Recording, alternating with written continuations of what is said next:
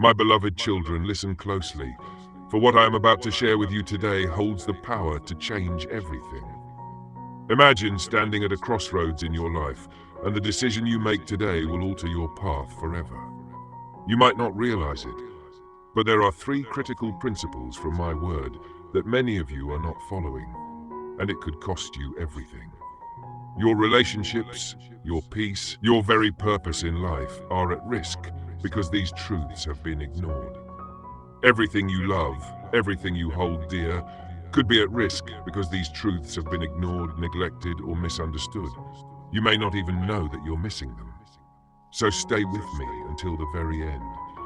Don't skip a single word, because what I am about to reveal could be the key to transforming your life and saving you from the pain that lies ahead if you ignore it. Imagine you're standing at the edge of a cliff, unaware of how close you are to the edge. The wind rushes against your face, your heart pounds in your chest, and with every step you feel the ground beneath you becoming less stable. Every step you take without understanding this, my principles brings you closer to the fall.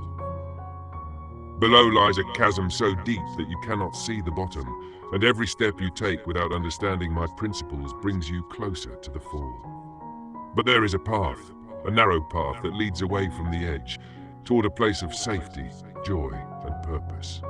Today, I want to show you that path. I want to guide you away from the precipice, away from the dangers you may not even realize are there. But you must trust me. You must take these truths to heart, or risk losing everything that matters most to you. The first principle I want to share with you is this: put me first in everything. In Matthew 6:33 I said, "But seek first his kingdom and his righteousness, and all these things will be given to you as well." Yet, so many of you are running after other things first. You chase after success, relationships, comfort, and status. You fill your days with busyness, checking your phone first thing in the morning, rushing from one task to the next. And you leave me somewhere in the background, thinking you'll make time for me when it's convenient. But beloved, if I am not at the center, everything else will eventually crumble. But what happens when the foundation you've built on begins to crumble? When the money you chase runs out, when the people you depend on disappoint you, when the comfort you've surrounded yourself with is stripped away, where will you turn then? Imagine building a house, pouring your heart into every detail, the paint color, the furniture, the decorations. You feel excitement and pride. But instead of laying a strong foundation, you decide to build on sand. When the first storm hits, the ground beneath you shifts, and everything you worked for starts to fall apart.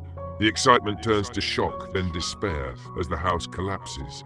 You focus on the beauty of the house, the decorations, the colors, the furnishings, and you think everything will be fine.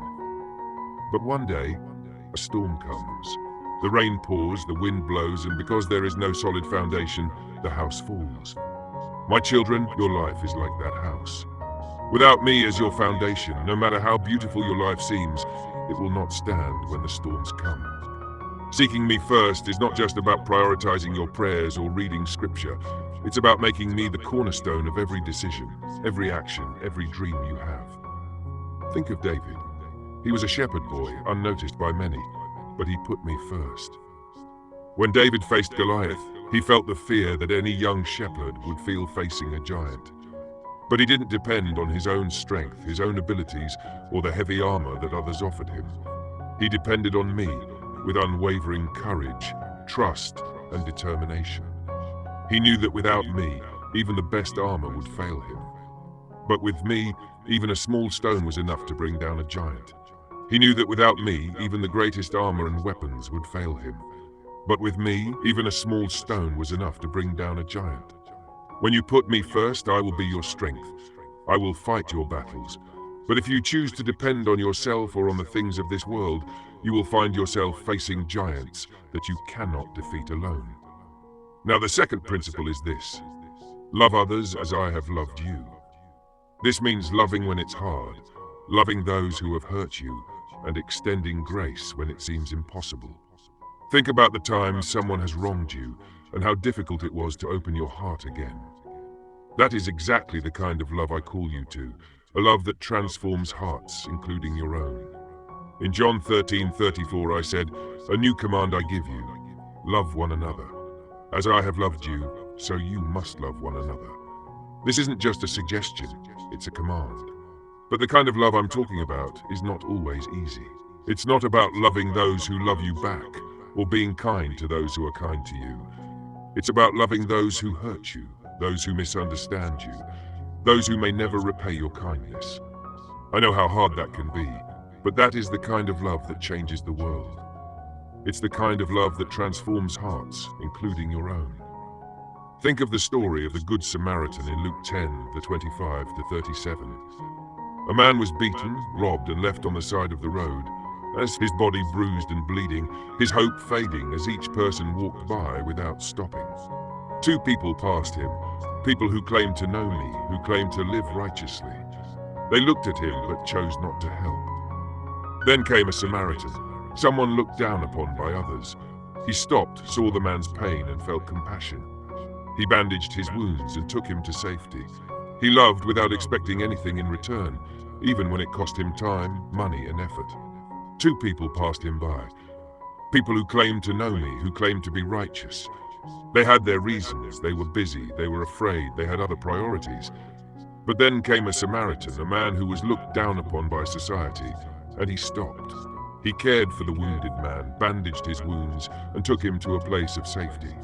He loved without expecting anything in return. This is the love I call you to, a love that sacrifices, a love that acts, a love that does not count the cost. When you love others this way, you become my hands and feet in the world, and you fulfill the greatest commandment I have given you. If you are feeling the weight of this message, if you realize that maybe you haven't been putting me first, or loving others the way I have called you to, then I invite you to subscribe. Stay connected with my words. Let me remind you every day of the love and the purpose I have for you.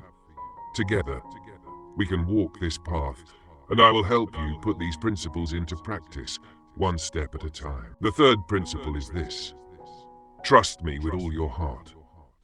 In Proverbs 3:5-6 it says, "Trust in the Lord with all your heart, and lean not on your own understanding. In all your ways submit to him, and he will make your paths straight." So many of you say you trust me, but when things get difficult, you start to lean on your own understanding. You try to fix things in your own strength. You worry, you fear, and you forget that I am in control. Trusting me means surrendering your need to control, your need to understand every detail, and believing that I am good. Imagine the struggle of worrying about how you will pay your bills next month, or whether your loved one will recover from illness. Trusting me means giving those worries to me, knowing that I have a plan and that I am working all things together for your good, even when you cannot see it yet. Imagine a child standing on the edge of a pool, their small toes curled over the edge, looking down at the water below. Fear grips their heart, their eyes wide with uncertainty. The father stands in the water, his arms outstretched, his voice steady and gentle, saying, "Jump, I will catch you." The child hesitates, but when they finally leap, they find themselves caught, safe, held close. This is what trusting me looks like. The child hesitates, afraid of the water, afraid of what might happen. But when they finally jump, they find themselves caught, safe, and held. This is what trusting me looks like. It's letting go of your fears, your doubts, and jumping into my arms, knowing that I will catch you, that I will never let you fall. Think about Peter walking on water in Matthew 14:22-33. He stepped out the boat, his heart pounding, because he trusted me.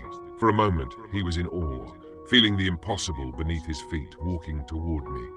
But then he looked away. He saw the waves, felt the wind, and fear overtook him. He began to sink. Beloved, when you focus on the storms, when you let fear take over, you begin to sink.